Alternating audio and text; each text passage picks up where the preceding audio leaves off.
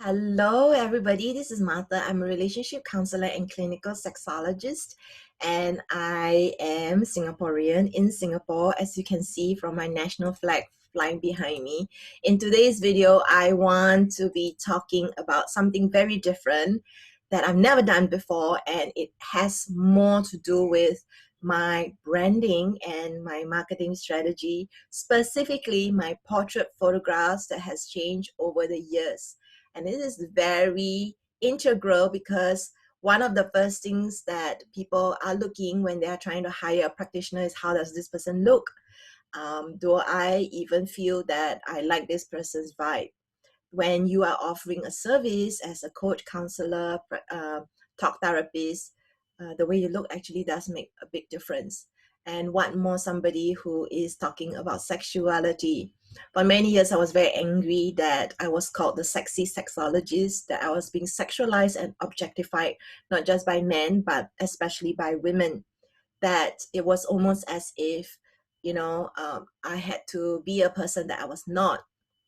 For some years I was resisting it until I realized that the inside and outside actually needs to be congruent, the inside and outside. And when people are unhappy and feeling unhealthy and not able to express their sexuality, they are not just looking for somebody who just tells them what to do. They are looking for somebody who inspires them on their journey. And so that's when I begin to reconcile that the way I look is a sign of sexual health and wellness. And I started to heal and claim all the parts of myself, including my sexuality and my femininity. Um, Pretty much was very comfortable with my masculinity. And you can see for yourself. A friend of mine actually commented a few days ago. She said that it's amazing how different I look through the years in my videos. And I've been making videos for a very, very long time. I have more than 800 videos on my YouTube channel, and it is true that I look so different now. And she commented, and this is kind of like the icing on the cake, isn't it? She said that I look younger than I was. And that is because you cannot help as you start to evolve in your personal, sexual, spiritual journey to become more and more and more beautiful. So I want to share with you how my portrait photographs has also evolved over the years. And this video actually is inspired by my teacher, who actually inspired me to change my portrait photographs. So I'm going to share screen so you have a good idea of what exactly I mean. Okay, you can see over the years, these are the different portrait photographs that I have taken. The 2008, I would say I was still, very, this is a long time ago. I, I, I, I was, I guess, in harmony with myself. And then I think there was a time I started my practice, and then I was unsure of myself as a practitioner. 2009. In 2011, I did this prim and proper portrait photograph with all these touch-ups and stuff. But I really, really didn't like this photograph. Not because the photograph had anything wrong with it per se. Not that I didn't like the photographer. In fact, the photographer was my friend. I didn't like it because it just kind of was blah, it didn't really showcase my personality and who I was as a person.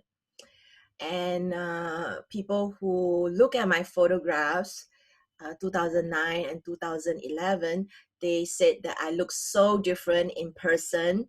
I seem much more down to earth than the photograph. And they find me fun and funny and relaxed. And so it wasn't really capturing who I was as a person.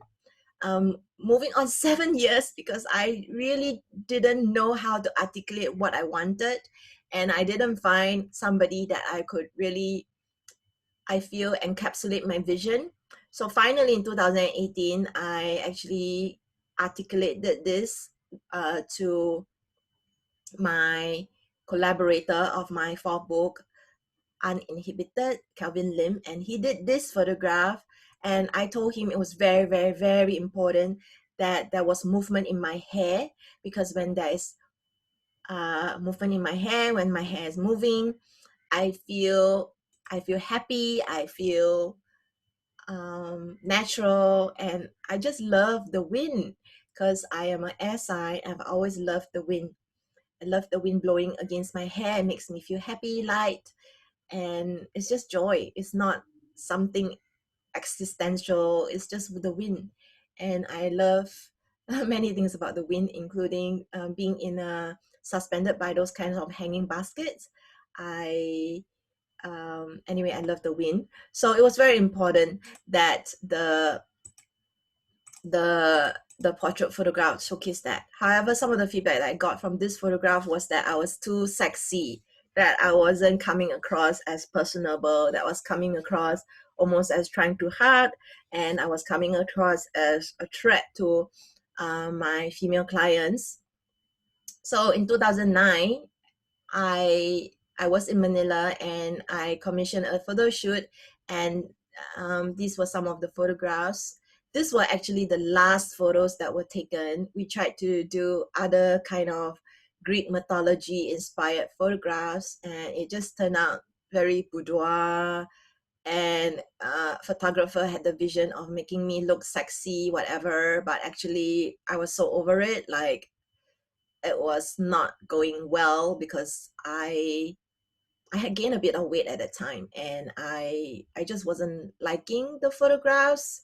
I didn't feel I was portraying myself in the best light, and it was not showcasing my personality, which is, I guess, more down to earth and yet at the same time fun and casual and funny. And I want my clients to feel comfortable with the person that I am. So this photograph on the top left hand corner, with me looking to the side, with my eyes looking to the side, showcases the cheeky, mischievous side of me, plus the wind blowing in my hair. I was actually smiling because I was happy with the wind, and I was just happy because it was towards the end of the shoot, and I was surrounded by all these amazing women supporting me in the shoot. This was done in Manila. And these were the other photographs that I really love as well. But the center, the one with me with my eyes closed, that's me feeling joy, pleasure, ecstasy. And this is kind of the image that I would like to inspire my clients to have. So it was very important that the photographs don't just show the me that is prim and proper, but it actually showcases my personality and also is aspirational, inspirational, and it's not trying too hard. So I want to share with you what inspired me to finally be able to fulfill this vision. This this is my teacher Barbara Carreras, and I want to pay homage to her. She actually inspired me to uh, do portrait photographs that showcases my personality for many, many, many years before I met Barbara Carreras. The bottom left photograph, the one with the brown backdrop with her mouth open, this was her portrait photograph on Facebook. When I looked at this photograph, this was when I was following her work and I hadn't had a chance to meet her.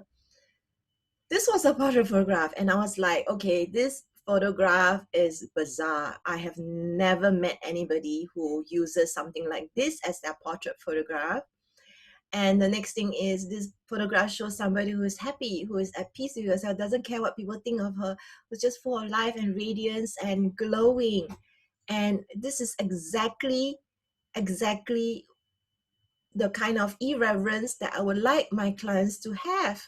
And I want to inspire them to really like come into themselves, their pleasure in their bodies.